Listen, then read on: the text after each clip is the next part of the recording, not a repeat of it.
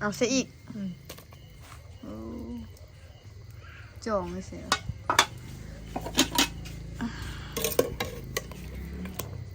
คนหลายกับสิเละต้มอันนี้แห้งแล้วกันเอาอันใส่เนาะน้ำตื้นไหมน้อยน้ำน้อยใช่อีกวะ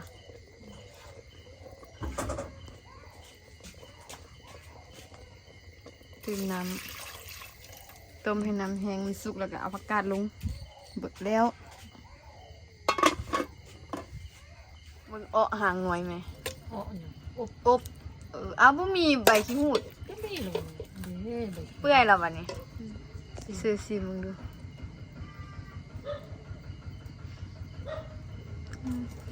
ได้อุ่นตึมเกลือบอกแบบอุ่นอยู่เผ็ดฝาดต้มบ้าโดนเห็นไหมต้มเดี๋ยวเช้าคุณลีกินนี่เผ็ดจางเกลือจางเผ็ดเอาเกลือซิตื้อมาอุ่นเลยเอาไปกินพอเรากิน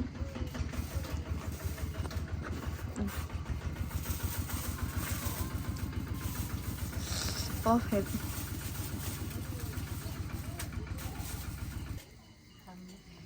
มีไผ่โหดไผ่กับบทานโหดซัมติผมป้อมหันตายเบิดมันบ่ขึ้นเพราะว่าเป็นน้ำลายดิเพราะว่าฝนตกดิฝนตกได้สุดไปโคตรอีกมื้อนั้นฝนอยู่พุ่นฝนตกอยู่บ่ตกเราไปหดมื้อนั้นย่านมันเป็นน้ำอันหดลายได้บ่เนาะหดลายมันก็ตายมันกำลังขึ้นงามๆก่อนสบายปลูกเมื่อก็ได้อันปลูกไม้แล้วแม่ก็เบิ้งคลิปมันขึ้นอยู่แล้วพอฝนตกเราไปหดยังไรด้วยเอ้าบ่ฮู้ว่ามันตกเนาะได้ไปอะไรเพิ่นก็เลยว่าหดเลยหดนะว่ามันบ่คืนเนี่ยเดี๋ยวได้ปลูกใหม่อันนี้ผักกาดโสมปลูกอยู่ขนาดผักกาดโสมมันใส่เก่งปลาเฮงมันเป็นทิศเหรอยังไปเฮออกตัวอยู่อันนั้นหันวะหันมันเป็นอะไรวะเนาะมันบ่งอก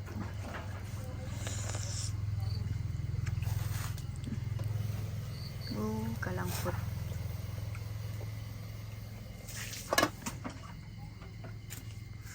ให้น้ำมันแห้งเนาะแล้วก็เอาอันนี้ลงผักกาดลง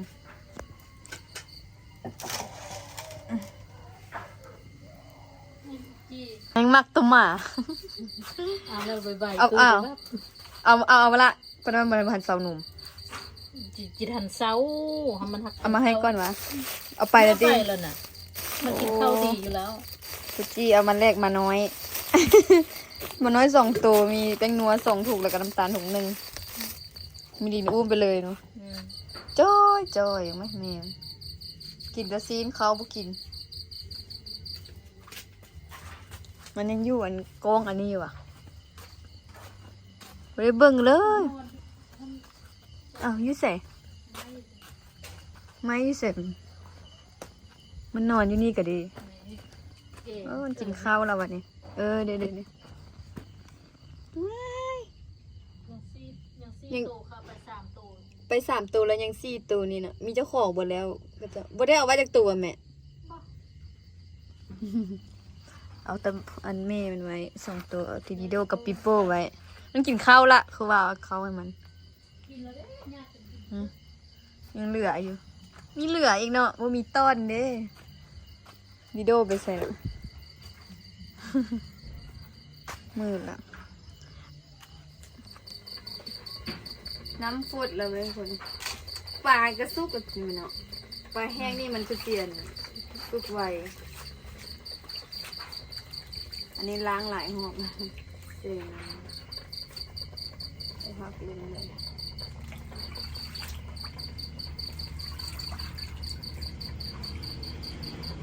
เส้นพักตำหนิงกับเจ็บผู้เห็นเขาขายตลาดเป็น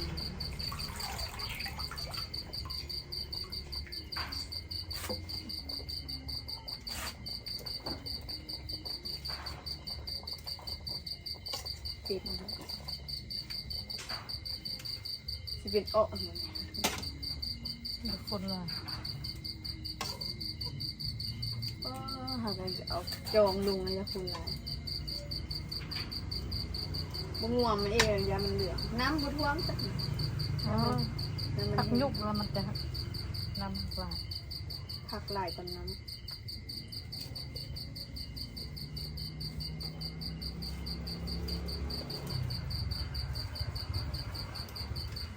ปวดมันหลายขี้เท่าเขา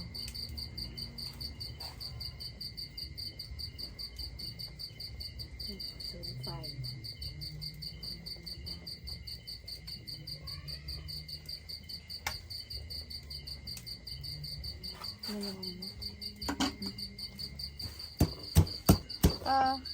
ตำมังงา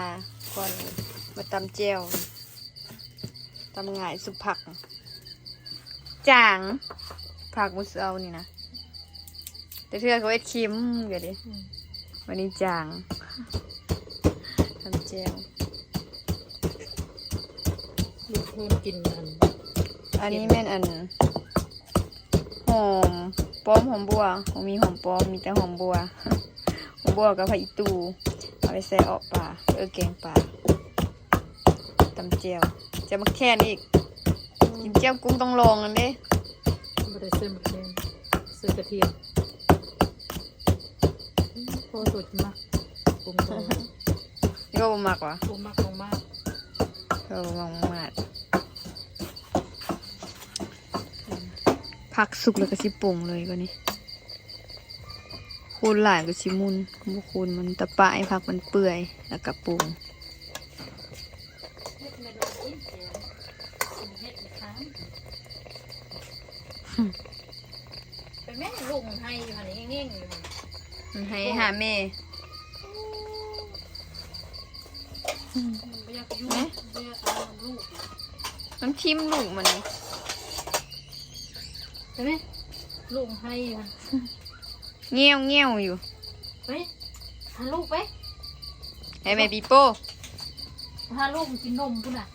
ลูกให้กินนมไปเออ ได้มันก็ไป เอาลูกกับเบิ้งจนสุดทาง คิดว่าเอาลูกไปใส่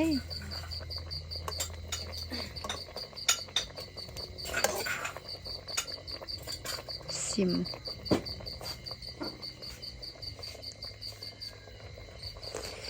นั่นแหละเอาไปตู้ซะ จาง จาง เอาเกลือใส่กัน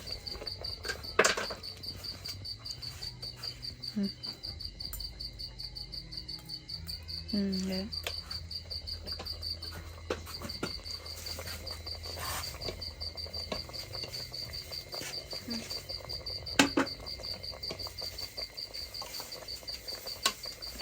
นี่ละ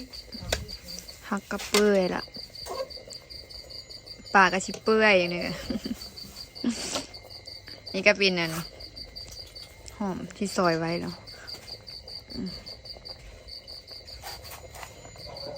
เฮ้ยโยงสิตักซะนี่ให้อีตู้กับหอมบัวอ้อเฮ็ดอ้อกระแซ่บ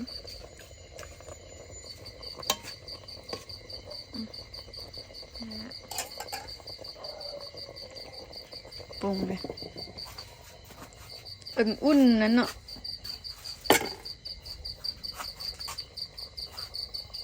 ใช่ไหมปรุง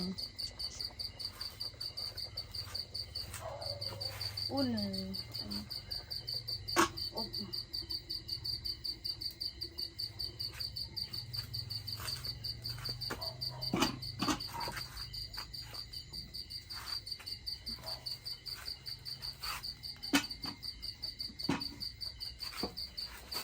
เนาะมาพี่แหละปูนเติมน้ำอีกเยอะเนาะเติมเกลือใส่นิดนึงแล้ว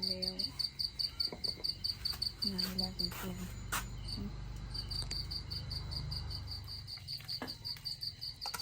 หอมผักอีตูปลาอีพ่อไปหาดิเปื่อย ไปพอไปหาลิเมตักแห้ง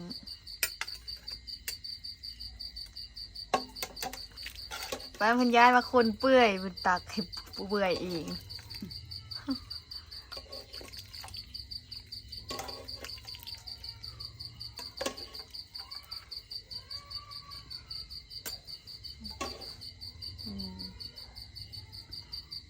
หอม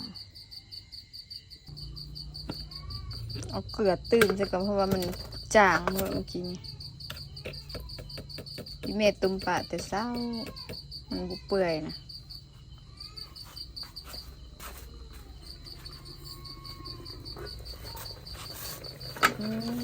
สุดแล้วอันนั้นจะบุเห็นเลยเอียงก็นะใบมะขี้หูดนะจะเป็นสีเดียวกันเลยเอ๊ะโอ้ยมือไปคือเราเห็ดเพชรขนาดนะเบิ่งแต่สีน้ำใช่ไหมเบิ่งอยู่กล้องนี่คือว่าธรรมดาเนาะเบิ่งตัวจริงมันเป็นแดงๆเลยนะนี่นะเพชรเนี่ยเดี๋ยวชิปรุงแล้วมันอุ่นละ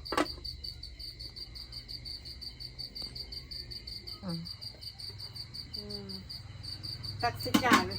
กินแล้วน้ำมันยังไหลแล้วกินข้าวเจ้าข้าวเจ้าอ่ะเบิ่งอันใบนี่จิบ่เห็นว่ากินไข่กับอันนี้ที่หูนะจะเป็นสีอันนี้เลยตรงมือเนาะเผ็ด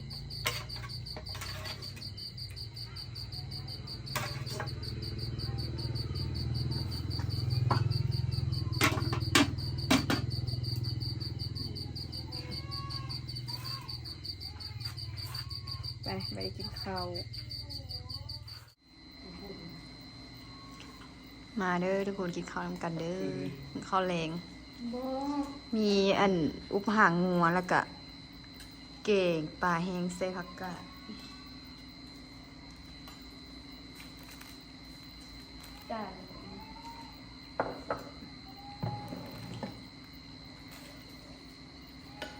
ตักหลายใช่ไหมข้าวหันหลายเนื้อกระเบนจะถ้วยน้อยตักออก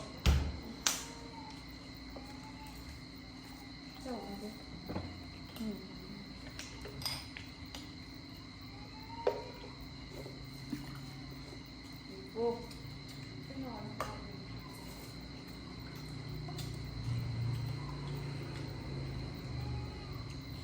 โทรมาสงการไม่มีสัญญาณ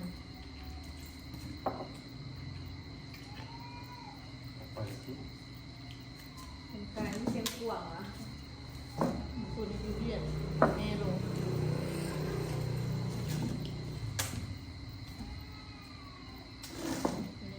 เป็นยังไงมันนี่บอเจียไปลาว มีสัญญาณบนจะมีตลอด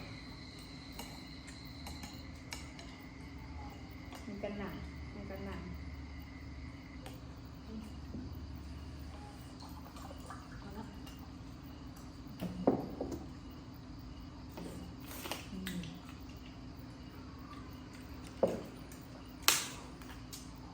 พอคนนอนกวนพอคนจับหูจับดันนาคือเดี๋ยวเป๊ะกวนไม่ได้นอนนะจ๊ะตื่นเช้าขับรถนอนบนรับสิจังบ่อนนอนอยู่รถคือนอนยังไง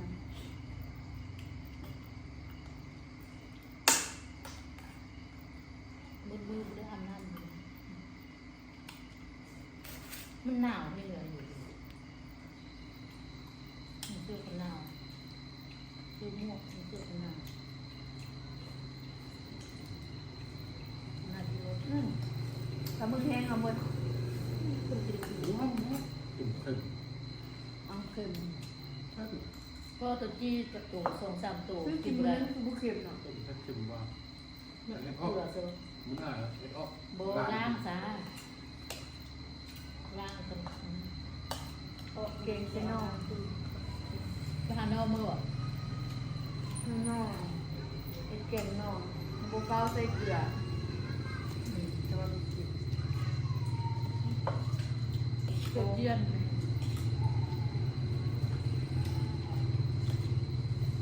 หานอกที่มีนอก นอนแน่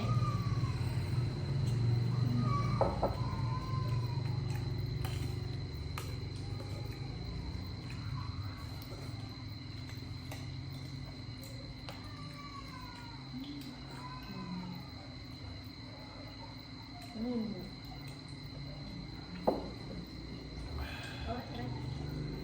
เยือน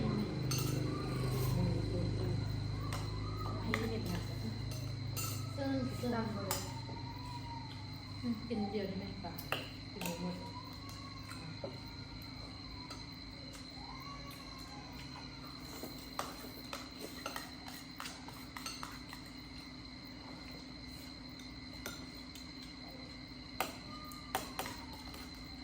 เผ็ดขนาดนั้น อบอ่ะมันจางดีกว่า ขับเกลือฮะ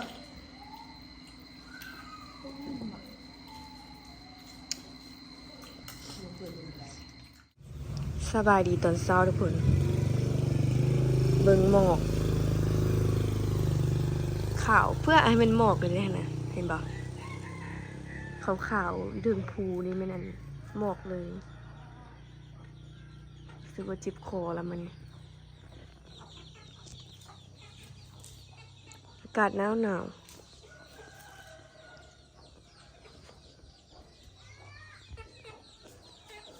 วันนี้จะมีอย่างบ่หลายนะเริ่มหนาวละเริ่มเข้าสู่ยามหนาวละหนาวแฮง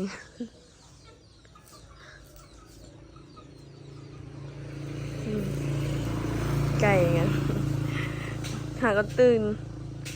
ตอนนี้เป็นเวลา6:30วันนี้ตื่นสวยนิดนึงเจ็บคอมาฮอดโรงเรียนแล้วทุกคน ขนาดแดดออกกันยังเนียนเฟือเนาะมีเมฆมีเฟืออยู่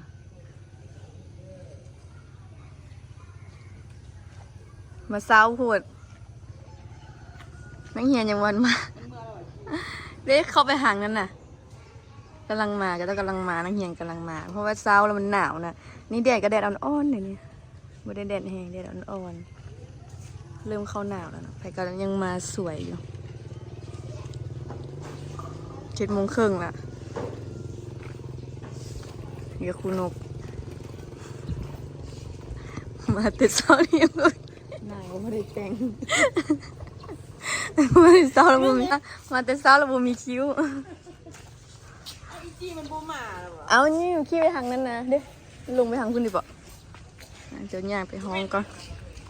เอ้าแมนเดินรถนะเด้ยังสิโบแมน กูไปสแกนอะไรที่มึง อ้าว บอกเลย มื้อนี้สมบ่เอ้า กูไปสแกนแล้วนะ เด้ บอกแต่มือก่อนคุณ เอาแล้ว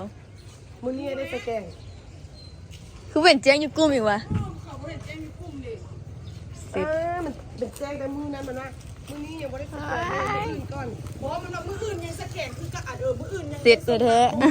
มือก่อนเก่าเด้อ ๆพี่ไอเป็นสแกนนิ้ว คือบ่เห็นมันคือบ่มีผู้ใดแจ้ง เพราะว่าอันแต่ละเทื่อบ่ได้สแกนนิ้วนะมีแต่อัน ต้องมาสแกนเด้อ ส่งลงกลุ่มแล้วก็ให้บัญชีไล่เอาตามนั้น แต่ว่าอันนี้อันเพิ่นเฮ็ดใหม่มีสแกนลายนิ้วมือ มันบอกแต่ก่อนเลย อ้าวบัดนี้สิถึกตังเงิน สีหน้าเคร่งเครียด เดี๋ยวมือก้อนเหมือนมันเบาอันนี้อันแต่มันก็ยังบ่ได้บอกว่าอันสแกนมืออื่นมาสแกนเด้อเด็มันบอกแต่เมื่อวานนี้มันบอกบ่เห็นมันมาบอก บ่ได้บอกนะ บ่ได้มาบอกนะ ธรรมดาก็ต้องลงกลุ่มเนาะ เออ มื้ออื่นเริ่มสแกนเด้อ ไปบ่บอกเนาะเอาเพราะเรามาฮอดแต่โดดละ ตอนนี้ก็เป็นเวลาพักผ่อนแล้ว ขออนุญาตร่วมรายการเพิ่นมาเฮ็ดใบประกอบเอกสารนะ ประกอบเอกสารให้ทางโรงเรียนนั่นแหละเพราะว่าเพื่อนว่าทางของการศึกษาก็จะให้ประกอบเอกสารอันสำหรับครูมัธยมตอนต้นเขาไปเพราะว่าโรงเรียนมัธยมเขาหาก็เปิดใหม่เพิ่นก็เลยอยากรู้ว่าครูเขามีผู้ใดแน่ก็เลยให้ประกอบเอกสารไปตอนนี้ก็กำลังออกไปฝนมาแล้วฝนตกอีกได้นี่นะเฮ้ยเขาจะแปลงทางว่ะเป็นเส้นเป็นเส้นสัญญาณซื้อนะเขาก็เป็นเฮ็ดไปกวดสุขภาพอยู่ห้องหมอแล้วก็เส้นในบ้านกำลังกลับไปโรงเรียนคืนเพราะว่าใกล้จะฮอดสโมสรอีกแล้วฝนท้องฟ้าแล้วว่าเป็นอย่างนี้มืดครึมอยู่มื้อนี้อากาศหนาวเลยฟ้าบนแล้วมีฝนตกกระปิบกระปอยเราพอโรงเรียนแล้วเมื่อคืนที่ฝันว่ากระเจ้าอันมาแปลงทางโรงเรียนให้มาซะด้วยเพราะทางโรงเรียนเนี่ยมันค่อนข้างแบบคุกขังลุกลัง เพราะว่ามีรถอัดแก่ดินก็จะมาถูกดินแบบเขียวมาหลายแล้วมันลุกมันนะมันบดีตัดภาพมาที่เลิกโรงเรียนแล้วทุกคนเลิกโรงเรียนมาเหือนกลับบ้านแล้วเนาะมาเปลี่ยนเครื่องสิออกไปเฮ็ดเวียกสืบแล้วมึงแม่มาฮอดปึ๊บแป๊บเดียวเปลี่ยนเครื่องแล้วมืด มืดไว้อีหลีเดี๋ยวสิออกไปแล้วเนาะเพราะมืดแหงละตัวนี้หากับ5:30นี่นะ5:30 6:00ยังมืดจำนี่แหละ แบบว่าหันได้เห็นอย่างเลยเนาะเพราะว่ามีสอนพิเศษเลยเพราะว่าเลิกสอนพิเศษมาก็5:00แล้วเนาะ5:00แล้วเลิกอันจากสอนพิเศษมาฮอนหันก็5:00ปลายเดี๋ยวนี้ก็เป็น5:30 6:00เบิ่งสภาพท้องฟ้าอากาศก็คือฟ้าบดอากาศหนาวดิกำลังมืดละบ่กำลังแหละมืด เดี๋ยวขอตัวออกไปกันได้ทุกคนวันนี้สิได้ขายเท่าไหร่เนาะ เพราะว่าสุดแล้วนี่ คนเที่ยวทางอะนะเป็นบุ้มีเลยเงียบกิ๊บเงียบขนาดเลย เบิ่งสุดนี้สิได้ขายเท่าไหร่ เดี๋ยวออกไปก่อนทุกคน มาหอดงานต้องเป็นแก้วละเป็นเท้ากับมาเนาะมาพร้อมกันมือนั่นเลยมาไปเตะเวียงมาพร้อมกันวันนี้ ไปได้เลยเอ็มโอ้เมื่อยอ่ะปวดเมื่อยเอ็มฝันดีวะเอ็ม แหกหมาไหลมาหอนละเอ็มแหกหมาละกินอย่างเป็นองุ่นม่วงคือว่ายาวใช่ปะหวานปะ อะไรเนี่ยอะไร คือมันตะลิงปิงนี่แหละเนาะไม่อย่างเอ็ม หลักหาไม่เอาหลักเลย เอาเลี้ยงแมวแหกหมาเนี่ย เอาตัว5,000 โอ้ได้ตัวดีวันนี้ ผู้ เป็นผือ โอ้ยุ่ง เป็นไผ่เนี่ย กันอ่ะ ไม่ เป็นไผ่เหรอกันอ่ะนี่เลยเป็นไผ่นี่นี่กับกันอ่ะ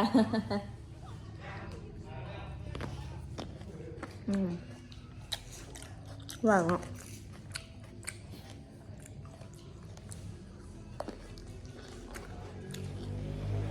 โอ้ยเงินตีแฮะ ยุ่งหาย ดีแล้ววะ อืม บุเจ็บแล้ววะเอ็ม เจ็บแล้ว บุเจ็บแล้วแค่แล้วเนาะ เอามือตรังนะ เมื่อยหลัง นั่งดนดิ เออ เป็นน้ำนั่งดนดิ นั่งลุ้นบ่ลูกตักละ ลุกย่างหลายพัดเจ็บขาเนาะเอ็มพัดเจ็บขาเรือหลัง เป็นน้ำเส้นบ่ดีแล้วบ่ได้ไปแล้วห้องหมอ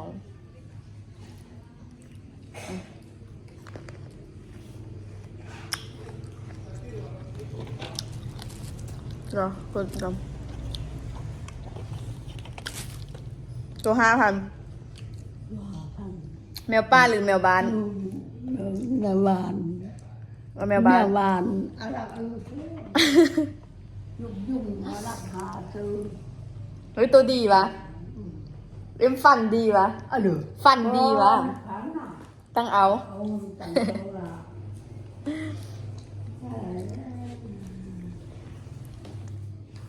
แมวป้าหรือแมวบ้านก่อน Ừ. เอาแมวป้าหรือแมวบ้าน Mẹ van. แมวบ้าน Chỗ nào để เส้นหลักเด้อ dùng ở lạc hà. นกยุงพร้อมรักห้าหมดว่ะ Chỗ nào lạc luôn chắc. แมวบ้านนี่กับนักห้าว่ะโบเส้นหลัก Lạc luôn chắc ngầm. เอาแต่เลขเอาแต่ส่งตัววะ Mày không đố nha bố. เอาแต่เลขส่ง Lạc thám chưa bố à? เส้แมวบ้านหรือว่าเส้นกยุ Nghe ง bàn mà. รักสามเส้แมวบ้าน นกยุงเด้ Dùng dùng. นกยุง Lạc รักห้า hà. Tôi hàพัน Tôi dùng. 60 Hút thịt. พอดี60โอ้ยเองเพลงหมาเนี่ยนี่นะหาก็ออกมามืดล่ะอุ้ยปิดล่ะ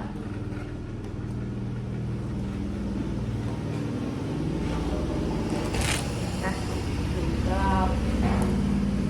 เฮงมันหมาเด้อเด้ว่าเขาก็เฮง60,000กระเป๋าเด้เฮงมันมาเด้อมีลูกค้าประจำแซดมาถามแซดมา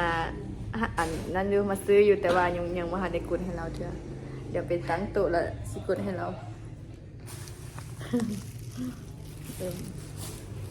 มันก็เบิ่งเด้นี่อย่างมาเกียงบ่กินโลดกินแล้วแม่เฮ้ยยังเอามาซื้อถุงมื้อกินแล้วแม่บุย่าเอามาเกียงให้บ่เอากันยังซื้อถุงตั้งโต๊ะก่อนมืดละ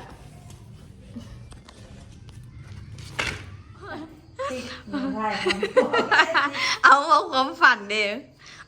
สงกรานต์เพิ่นกับบสบายแล้วเป็นไข้รถพุ่นเพรถพ่อพุ่นเพ เอาโบหามจีน อยู่กลางป่า ใส่โรคนี่มันปั่นเห็นก็เป็นจริงแม่เนาะเจ็บเป็นไข้ เมื่อวานเนี่ยก็เครื่องฝันเห็นมันอยู่ส ปั่น ง เห็น กราน มัน ต์ มาดิสุความเจ็บ ยินอีแม่มาให้ฟังอยู่โอ้เอาปลาอีกอย่างอันนี้ ปานใน โอ้เป็นปลาในค ปิ้งปลาใน ำแดงเนาะ สุกพัก ปิ้งปลาในสุภาพผักกาด ประกาศน้อยเทพเลยนี่เป็นประกาศน้อย ยามมาแล้วเนาะยามหนาวโอ้วันนี้เราว่าหนาวเฮงเนาะน้ำหมอกแต่เช้าโอ้เฮาละหนาว ทุกคนจ่อยกันมา หมอกตกแต่เช้าน่ะมันอีแม่ก็ตื่นสวยมื้อนี้ พากันตื่น7:00น เกือบประทานโรงเรียน เออ ตื่นสวย แต่ว่าไปโรงเรียนยังมีอุ้ยไผไปโรงเรียนอีกเด้ 7 โมงนะ เขาก็เริ่มไปเพราะน้ำหมอกมันหลายเด้อยู่นะทาง หนาวดิ เขาบอกไปแล้วเนี่ย บอกการเล่าความฝัน บอกกล้าเราความฝันยังบันทึกเลขเรากับบันทึกเลข แสดงว่าต้องมีอย่างนั้น เล่าความฝันกับยังบันทึกเลขเขาเล่าเลย บอกการเล่าตอนนี้ก็มาตั้งโต๊ะแล้วรถเที่ยวทางก็มีอยู่เนาะก็คือว่าบุหลายเป็นเลยนะวันนี้นะเป็นเงียบๆอีกละทุกคนเส้นทางกับเป็นเงียบๆเนาะไม่ค่อยคึกคืนคันคึกคืนมันมื้อขายอย่างมื้อขายอย่างจะคึกคืนธรรมดาแบบนี้แหละอยากมิดเงียบๆเลยอีกอย่างเดี๋ยวนี้มันค่ำไวดึกไวเลยเนาะมันก็คือว่าดึกแล้วนะในขนาดตอนนี้หากับ6 โมงนี่แหละ6 โมงเย็นแบบคือตอนนั้น7-8 โมงเลยคือตอน8 โมงเลยดึกเลยตอนนี้เมื่อกี้ก็มีลูกค้ามาซื้ออยู่ โอ้วันนี้จะได้ขายบ่เนาะวันนี้เป็นเงียบๆอีกแล้วทุกคนเอ้ยเมื่อยเนาะการหาเงินหาคำนี่นะเมื่อยอีดีอ่ะจะขอตัวลาทุกคนไปก่อนเด้อไว้เจอกันคลิปหน้าทุกคน มื้ออื่นกับวันเสาร์ล่ะคือจะได้พักผ่อนล่ะก็จะมีเวลาว่าเดี๋ยวถ่ายคลิปถ่ายอย่างให้ทุกคนเบิ่งอยู่เนาะอันนี้เบียกยุ่งเหียงกันยังหลายนะช่วงนี้เบียกกันหลายแบบอันนึงละอันนึงอยู่หลายอย่างมันยุ่งมันเนี่ยแหงบ่ทันได้ถ่ายบ่ทันได้เฮ็ดคลิปนะบ่ทันได้ถ่ายคลิปอย่างวุ่นอันนั้นอันนี้หลายอย่างเนี่ยช่วงนี้นะขอตัวลาไปก่อนเด้อทุกคนฝากทุกคนกดจังไดก็ฝากทุกคนกดติดตามกดไลค์กดแชร์ให้ติ๊กเด้อบ๊ายบาย